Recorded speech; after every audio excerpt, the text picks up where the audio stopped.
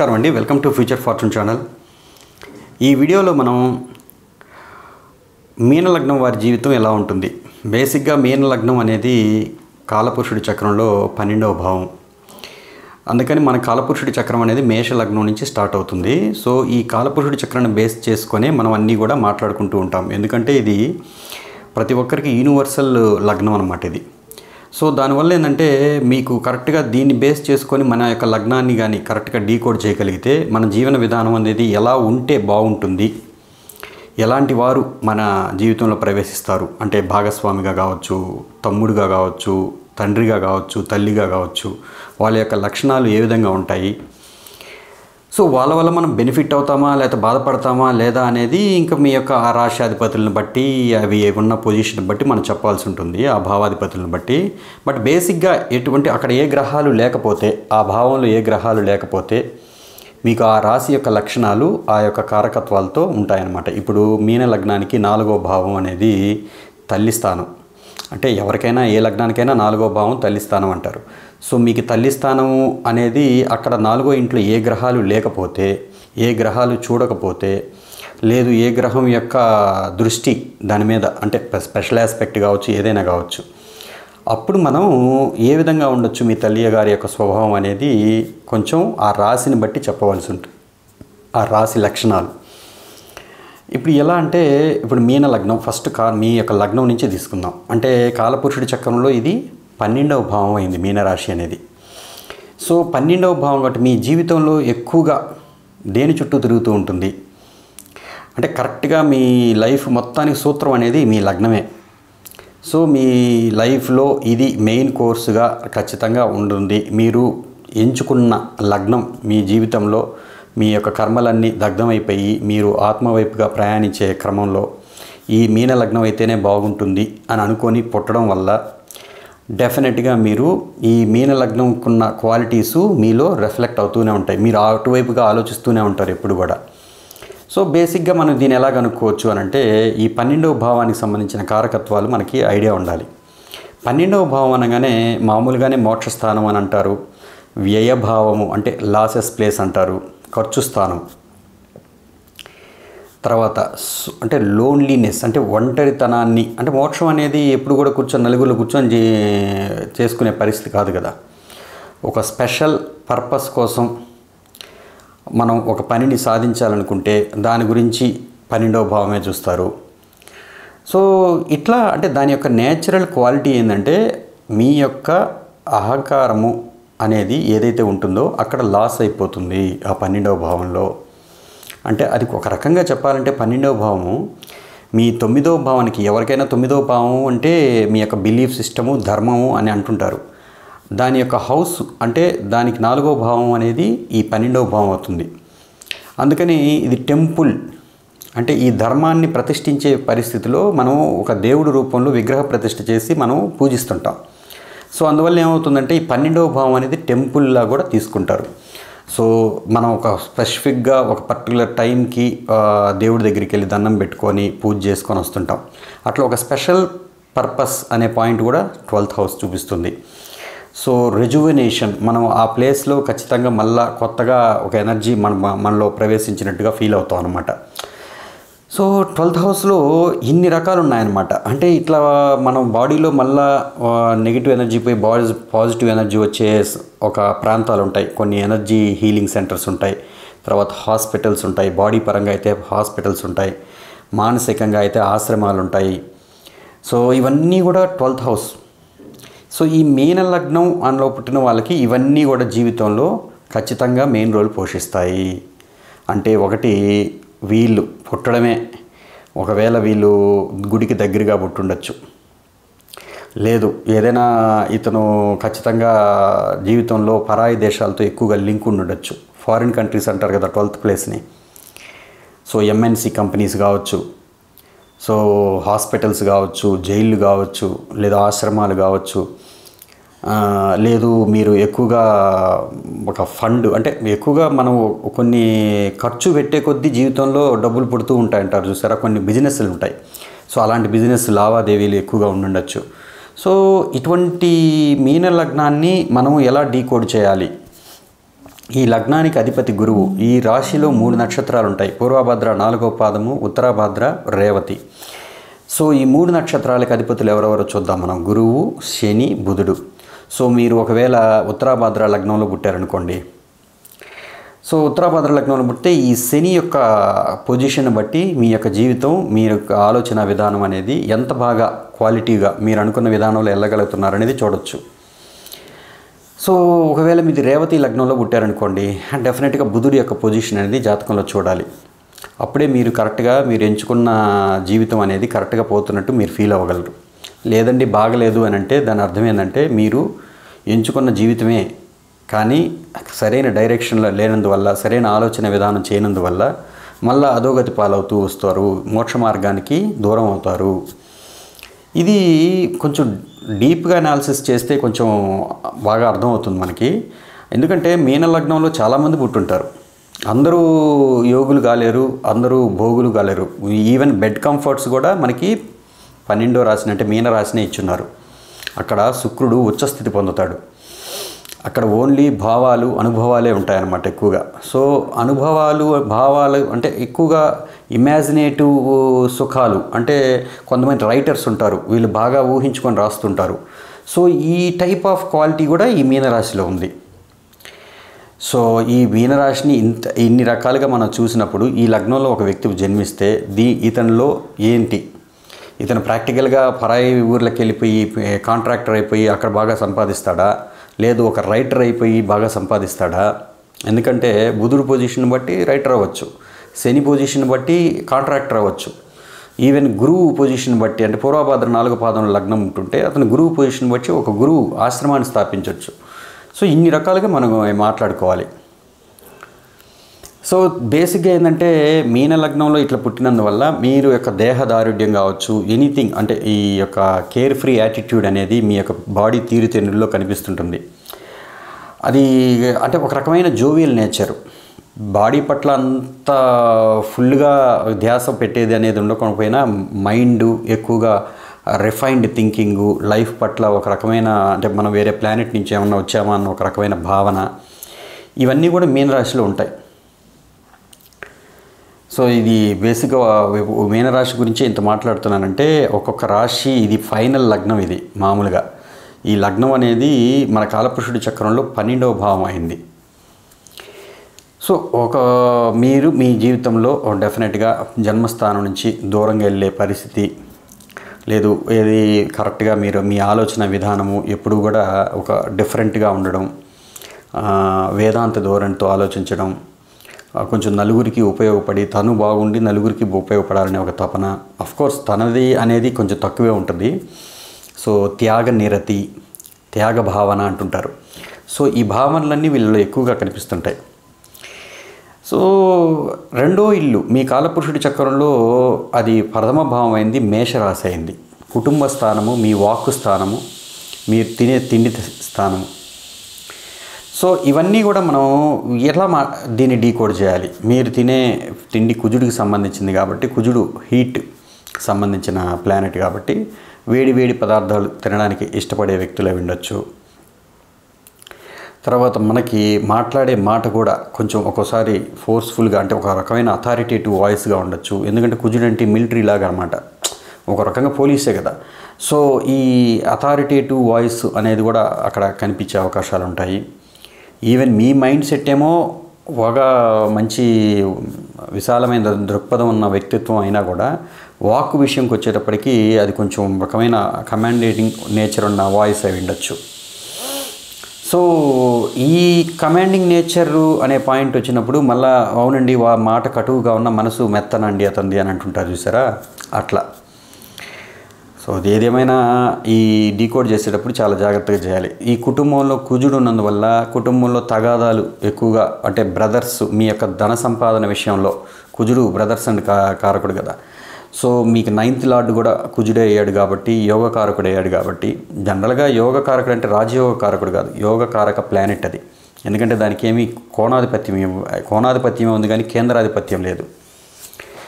So కానీ ధనస్థానానికి 9వ ఇంటికి ఆధిపత్యం వహించాడు.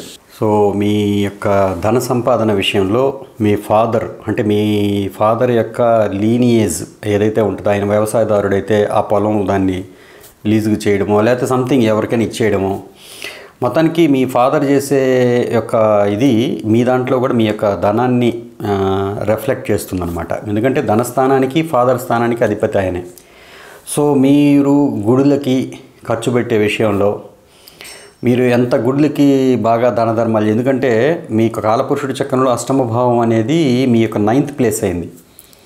ట్రాన్స్ఫార్మేషన్ ప్లేస్ అనేది మీ యొక్క 9th ప్లేస్ అయింది. అంటే మీ భాగ్యానికి స్థానం వహించినందువల్ల ఆధిపత్యం మీ యొక్క ట్రాన్స్ఫార్మేషన్ లైఫ్లో ఏదైతే ఉంటుందో అది గుడులకు పోయిన తర్వాతే జరుగుతుంది.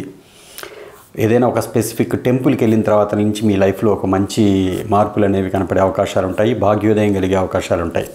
పర్టికులర్గా ఎందుకనంటే మీ లగ్నానికి మాత్రం అది కొంచెం స్పెసిఫిక్ అనమాట. ఇంకా మిగతా ఏ లగ్నాలకి అలా లేదు.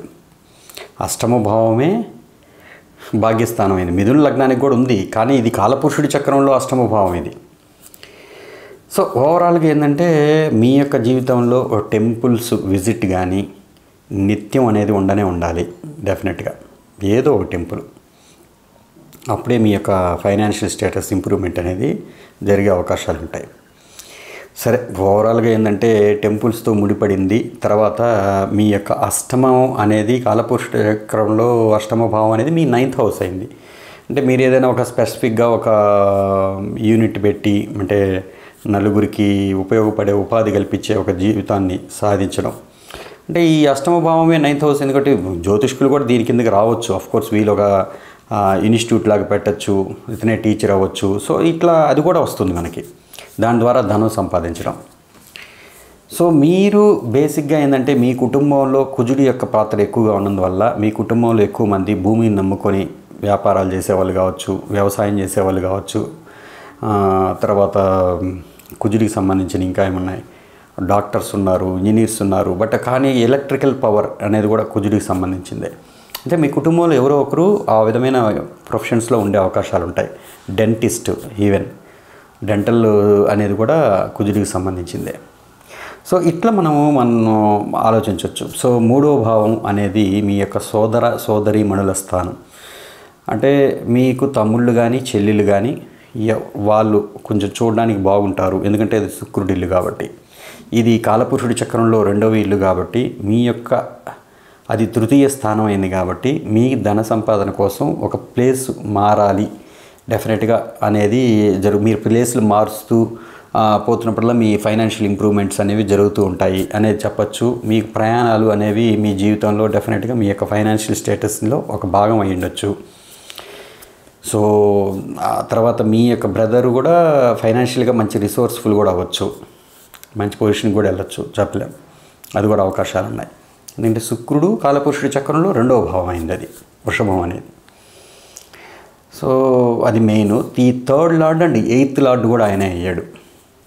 అంటే 8th హౌస్ అంటే మనకి దుస్థానం కింద తీసుకున్నారు, తృతీయాధిపతి కూడా దుస్థానం కిందకి తీసుకున్నారు. కాబట్టి ఈ శుక్రుడు అనే పాయింట్లో ఇది వచ్చింది. కాబట్టి మీ యొక్క జీవితంలో ఒకవేళ ఏదైనా ఒక స్త్రీ మూలకంగా అపవాదు లభించడము, అపనిందల పాలవడము అనే ఒక పాయింట్, ఒక స్త్రీ అంటే మీ యొక్క వర్క్ లొకేషన్లోనే కాదు, ఎక్కడికైనా ప్రయాణించేటప్పుడు కావచ్చు, లేదు ఏదో ఒక రూపంలో స్త్రీ వల్ల అనుకోని అపనిందల పాలయ్యే అవకాశాలు కూడా వస్తాయి. ఎందుకంటే అష్టమ భావం అనేది అపనిందలు కూడా చూపిస్తుంది. సో అది కావాలని అంటే తమ్ముళ్ళ రూపంలో వస్తుందా, అంటే లేదా చెల్లెల రూపంలో మనల్ని నిందలు వేస్తారా, లేకపోతే ఏదైనా కావచ్చు. అది డిపెండ్స్ అపాన్ శుక్రుడి పొజిషన్ బట్టి, ఆయన ఉన్న నక్షత్రాన్ని బట్టి ఉంటుంది. బట్ ఇది ఒక కారకంగా తీసుకుంటారు. అయితే దీంట్లో ప్లస్ ఇది మైనస్ మాట్లాడుకున్నాం. ప్లస్ ఏంటంటే మీరు డెఫినెట్గా ప్రయాణాలు చేసేటప్పుడు ఆధ్యాత్మిక చింతన కలిగిన వ్యక్తిగా ఏదైనా ఒక ప్రదేశానికి వెళ్ళినప్పుడు, అమ్మవారి టెంపుల్కి వెళ్ళినప్పుడు మీలో మంచి పరివర్తన కలిగే అవకాశాలు ఉన్నాయి. సో తర్వాత 4వ భావం. ఈ 4వ భావం అంటే మీ తమ్ముళ్ళ రూపంలో మీ జీవితంలో కొంచెం ట్రాన్స్ఫర్మేషన్, కొంచెం ఒడిదుడుకులు ఉంటాయి అనేది సింపుల్ అంతే. తృతీయాధిపతి అష్టమాధిపతి ఒకరే అయినందువల్ల 4వ భావానికి 7వ భావానికి బుధుడే ఆధిపత్యం వహించాడు. అది కాలపురుషుడి చక్రంలో 4వ భావం అనేది మిథున రాశి అయింది. ఈ మిథున రాశి అనేది డేటా, ఇన్ఫర్మేషన్, అంటే ఒక చోట సమాచారాన్ని సేకరించేది, జర్నలిజం, వాక్కు ఎక్కువగా, కమ్యూనికేషన్ అనేది బేసిక్ ప్రాపర్టీ అనేది మిథున రాశిది. సో బేసిక్గా ఏంటంటే ఈ యొక్క పాయింట్స్ మనం తెలుసుకున్నప్పుడు 4వ భావంలో మీ యొక్క సుఖస్థానము, తల్లి స్థానము, వాహనాల స్థానము, ఇవన్నీ మీకు కనీసం 2 ఇళ్ళు 2 వాహనాలు ఉండే అవకాశాలు ఉంటాయి. అంటే డ్యూయల్ సైన్ కాబట్టి, అది ద్విస్వభావ రాశి అయింది కాబట్టి ఈ 4వ భావం అవకాశాలు ఉన్నాయి. ఈ మిథున రాశి ఇది వచ్చి అంటే మీ మదర్ మంచి వాక్ చాతుర్యం ఉన్న వ్యక్తి కావచ్చు, వాక్ బాగా రావచ్చు, ఆమెకి మంచి ఎప్పుడు టాకటివ్ అండ్ మాట్లాడుకోవచ్చు. సో తర్వాత మీ యొక్క వెహికల్స్ 2 ఉన్నాయని చెప్తాను, డెఫినెట్గా అవకాశాలు ఉన్నాయి. ఇల్లులైనా అంతే, లేదండి ఇప్పటికి ఒక్క ఇల్లు కూడా లేదు నాకు అని అనుకోవద్దు. ఎందుకనంటే జీవితం ఊరికనే 30 ఏళ్ళకి 40 ఏళ్ళకి ఈ వీడియోలు చూసే వాళ్ళకి ఇంకా చాలా ఉంటుంది. 60 ఏళ్ళ వ్యక్తులు కూడా నాకు మీన లగ్నం అయింది బట్ నాకు 2 ఇల్లు కాదు కదా, ఒక ఇల్లు కూడా లేదండి అంటే అది మీ జాతకంలో ఉన్న గ్రహాల పొజిషను, 4వ భావాధిపతి ఉన్న పొజిషన్ బట్టి ఉంటుంది. బట్ సింపుల్గా అంటే మామూలుగా ఏంటి అక్కడ ఏమీ లేకపోతే ఏంటి మనం ఎట్లా డీకోడ్ చేయాల్సి ఉంటుంది. సో బాగా మీ యంగ్ లుకింగ్ ఉండొచ్చు మదరు, బుధుడు కాబట్టి. సో బుధుని యువరాజు అన్నారు కదా, సో ప్లేఫుల్ క్యారెక్టర్ అంటారు కొంచెం. సో అంటే బాగా హుషారుగా ఉండే వ్యక్తులు. తర్వాత ఈ యొక్క అంటే ఇది మీకు కుటుంబంలో కుటుంబ భావము పెళ్ళైన తర్వాత అనే భావం కూడా 4వ ఇల్లే చూపిస్తారు. సో మీరు పెళ్ళైన తర్వాత వేరే ప్లేస్కి వెళ్తారు అనేది కూడా అవకాశం ఉంది మీరున్న ఊరి నుంచి. సో 5వ భావం అనేది కాలపురుషుడి చక్రంలో మీకు 4వ భావం అయింది. కాలపురుషుడి చక్రంలో 4వ భావం వచ్చి మీకు 5వ భావం అయింది. అంటే కర్కాటకం, పిల్లలు. ఈ పిల్లల స్థానం అనేది కర్కాటకం అయింది కాబట్టి కర్కాటకం అనేది ఎమోషనల్ ప్లేస్ అంటారు, ఒక సెక్యూరిటీని ఇచ్చే ప్లేస్ అంటారు. ఇక్కడ గురువు ఉచ్చస్థితి పొందుతాడు, మీ లగ్నాధిపతి, మీ దశమాధిపతి కూడా ఆయనే అయ్యాడు. సో ఇంతకుముందు మనం లగ్నం గురించి మాట్లాడుకునేటప్పుడు దశమాధిపతి కూడా మీకు ఆయనే అయ్యాడు కాబట్టి మీ యొక్క కెరీర్లో డెఫినెట్గా అంటే కెరీర్ ఓరియంటెడ్ మీ యొక్క కీర్తి ప్రతిష్టల్లో ఈ యొక్క టెంపుల్స్, కాలపురుషుడి చక్రంలో 9వ భావం అనేది మీ 10వ భావం అయింది. ఈ టెంపుల్ కాబట్టి ధార్మికంగా నడుచుకోవడం కావచ్చు, ధర్మ కార్యక్రమాలు చేయడం కావచ్చు, ఒక భాగంగా ఉంటే తప్ప జీవితంలో మీ యొక్క స్టేటస్ అనేది పెరిగే అవకాశాలు తక్కువ, 100%. ఇది మీన లగ్నానికి మెయిన్ రూల్ అనమాట. తర్వాత మీ యొక్క బిలీఫ్ సిస్టమ్ ఎంతగా స్ట్రాంగ్గా ఉంటుందో భగవంతుడి పట్ల అంత బాగా మీ యొక్క లైఫ్ లీడ్ అవుతుంది అనేది క్లియర్. సో ఈ 4వ భావానికి 7వ భావానికి అంటే భార్య స్థానానికి బుధుడే, తల్లి స్థానానికి బుధుడే కాబట్టి మదర్ అండ్ వైఫ్ సిమిలారిటీస్ కొంచెం ఎక్కువ ఉంటాయి. మీకు మదర్ యొక్క సిమిలారిటీస్, మీకు రాబోయే వైఫ్ యొక్క సిమిలారిటీస్ కొంచెం ఆల్మోస్ట్ ఒకే రకంగా ఉండే అవకాశాలు ఉన్నాయి. తను మీ యొక్క బిజినెస్లో ఒక పార్ట్నర్గా ఉండే అవకాశాలు ఉన్నాయి. మీ మదర్ కూడా ఒక్కోసారి పాసిబిలిటీస్ ఉన్నాయి కదా, 7వ ఇంటికి ఆయనే, 4వ ఇంటికి ఆయనే. పెళ్ళైన తర్వాత ప్రాపర్టీస్ పెంచుకునే అవకాశాలు ఉంటాయి. సో వైఫ్ కూడా మంచి టాకటివ్ నేచర్ ఉండొచ్చు.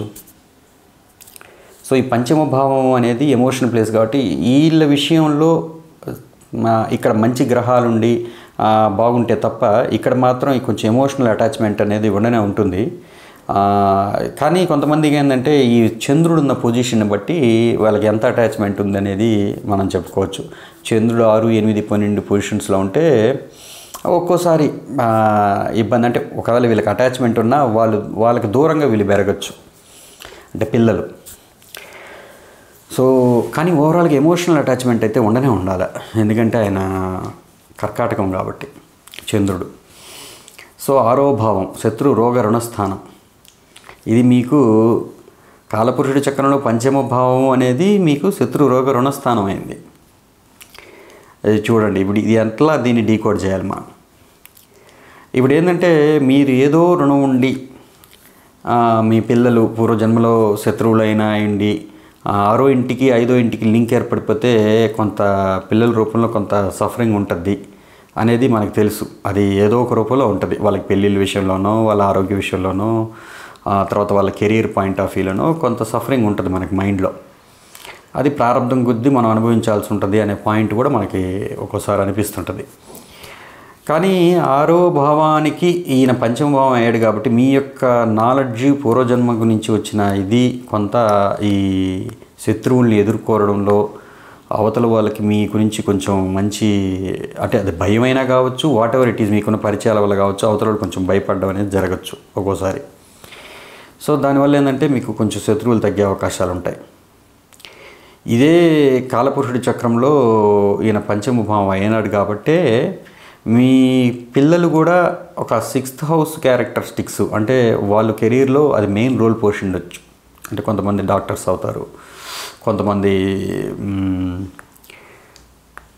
6వ ఇంటికి సంబంధించినవి ఇంకా చాలా ఉన్నాయండి. అంటే పెద్ద కంపెనీ పెట్టచ్చు, చాలా అంటే లాయర్లు అవ్వచ్చు. దెర్ ఈజ్ అ పాసిబిలిటీ ఉంది మీ పిల్లల సంతానంలో.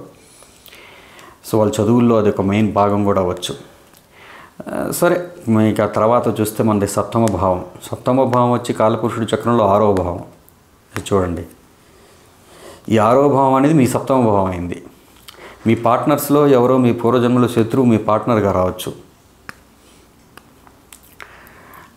లేదు ఈ జన్మలో కూడా వాళ్ళు కంటిన్యూటీ చేసి మిమ్మల్ని కొంచెం ఇబ్బంది పెట్టచ్చు. దెర్ ఈజ్ అ పాసిబిలిటీ ఉంది. అది డిపెండ్స్ అపాన్ శుక్రుడు బాగున్నాను అనుకోండి. శుక్రుడు బాగుండి గురువు యొక్క దృష్టి అలా ఉంటే పెద్దగా నష్టమేమి లేదు. కానీ బట్ శుక్రుడు కానీ చెడిపోయాడంటే మాత్రం జాతకంలో మీలో కొంచెం ప్రాబ్లమే. ప్లస్ అక్కడ రాహుకేతువులు ఉంటే ఖచ్చితంగా డైవర్స్ దాకా పోయే అవకాశాలు ఉంటాయి ఒక్కోసారి.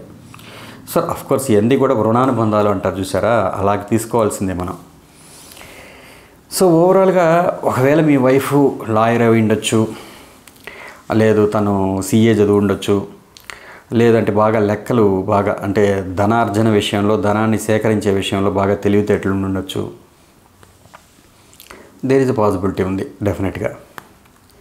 సో ఇది మీన లగ్నంలో అంటే మెయిన్ అంటే దాని స్వార్థపూర్ణ నేను చెప్పను, వాళ్ళ మైండ్ సెట్ అది కన్యా రాశి మైండ్ సెట్టే అది కదా. అంటే ఆ రాశి యొక్క స్వభావం. ఇప్పుడు మీనం అంటే జోవియల్ నేచరు, ఎంతైనా దాన ధర్మాలు చేస్తారు, దానికోసం కీర్తి ప్రతిష్టల కోసం అనేది మాట్లాడుతుంటారు. అట్లా కన్యా రాశి విషయంలో అలా కాదు. ఖచ్చితంగా వాళ్ళు క్యాలిక్యులేటివ్గా ఉండాల్సిందే. ఆ రాశి యొక్క లక్షణమే అది. సో 8వ భావం మీ భార్య యొక్క కుటుంబ స్థానము, మీ వారసత్వ ఆస్తుల స్థానము, ఈ మీకు జీవితంలో ఎవరి వల్ల ట్రాన్స్ఫర్మేషన్ అవుతుంది అనేది ఈ 8వ భావం వల్లే చూస్తుంటారు జనరల్గా. అది చంద్రుడి నుంచి కానీ లగ్నం నుంచి కానీ చూస్తారు, అది వేరే సబ్జెక్టు. బట్ అయితే ఈడ అష్టమ భావం శుక్రుడైంది కాబట్టి మీ యొక్క భార్య యొక్క కుటుంబంలో డెఫినెట్గా బాగానే ఆడ మనిషి అంటే ఆడ సంతానం ఎక్కువ ఉండొచ్చు, వాళ్ళకి అక్క చెల్లెళ్ళు ఎక్కువ ఉండొచ్చు, అవకాశాలు ఉన్నాయి.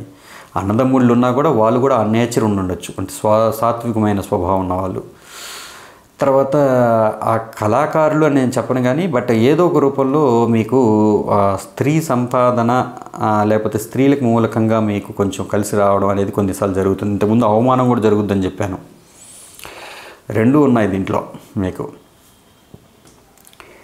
కానీ పార్ట్నర్షిప్ అనే పాయింట్లో ఒక టైంలో అన్ఎక్స్పెక్టెడ్గా డబ్బులు రావడం, ఒక టైంలో ఇరుక్కుపోవడం, ఇవి కూడా చూస్తున్నాను.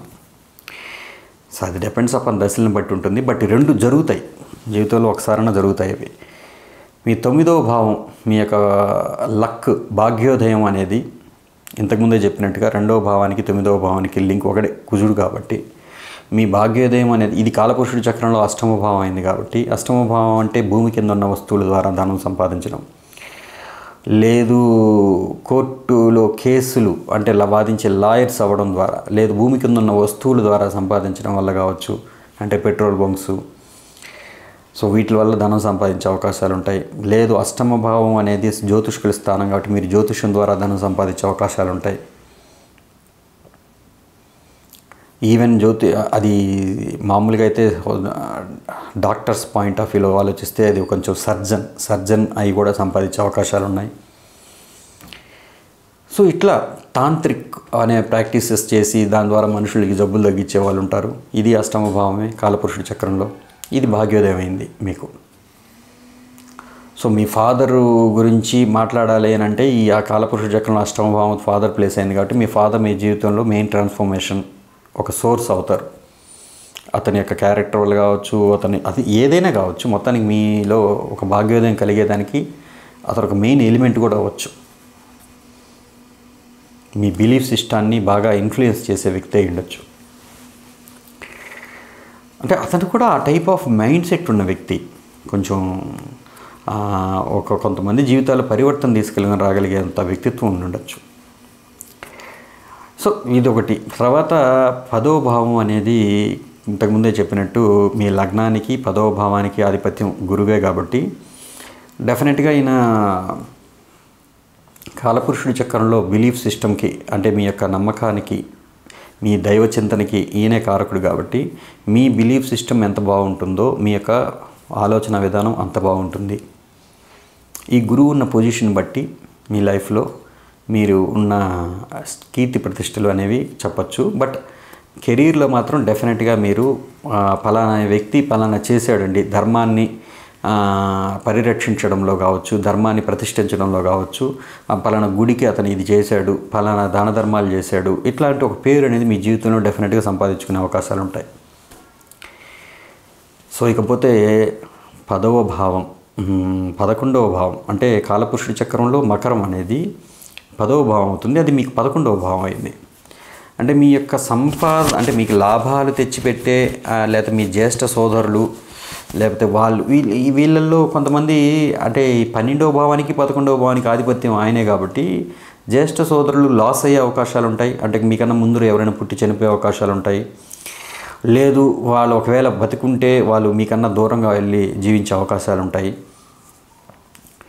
సో తర్వాత మీకు లాభస్థానము ప్లస్ 12వ స్థానం రెండు ఒకటే ఆధిపత్యం వహించినందువల్ల మీరు ఖచ్చితంగా ఇన్వెస్ట్మెంట్స్ వేరే ప్లేస్లో పెట్టి అక్కడ, అంటే పరాయి దేశాల్లో పెడితే ఇన్వెస్ట్మెంట్స్ బాగానే ఉంటుంది, బట్ స్వస్థానంలో అనేది కొంచెం ప్రాబ్లమే.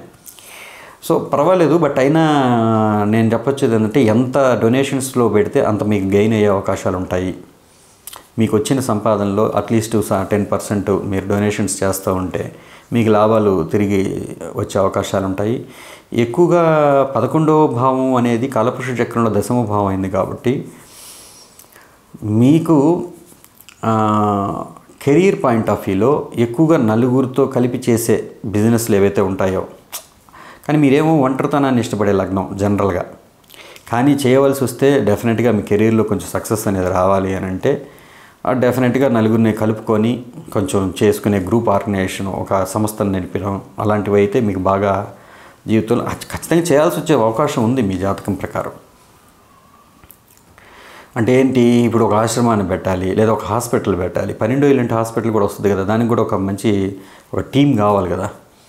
సో అట్లా ఒక పర్పస్, హైయర్ పర్పస్ కోసం మీరు జీవితంలో కొంచెం కలుపుకొని చేసుకునే పనులు ఏవైతే ఉంటాయో అలాంటివి మీకు బాగా సూట్ అవుతాయి. సో ఇదండి, అంటే ఖర్చుల స్థానానికి ఈయనకి రెండింటికి ఒకటే కాబట్టి, అంటే ఆయన కాలపురుషుడి చక్రంలో 11వ భావం అయింది. చూడండి మీరు ఎంత ఖర్చు పెడితే అంత లాభం వస్తుందని అందుకే చెప్పింది మీకు. సో అదేవి బేసిక్గా మనం అర్థం చేసుకోవాల్సిన అంశం ఉంది.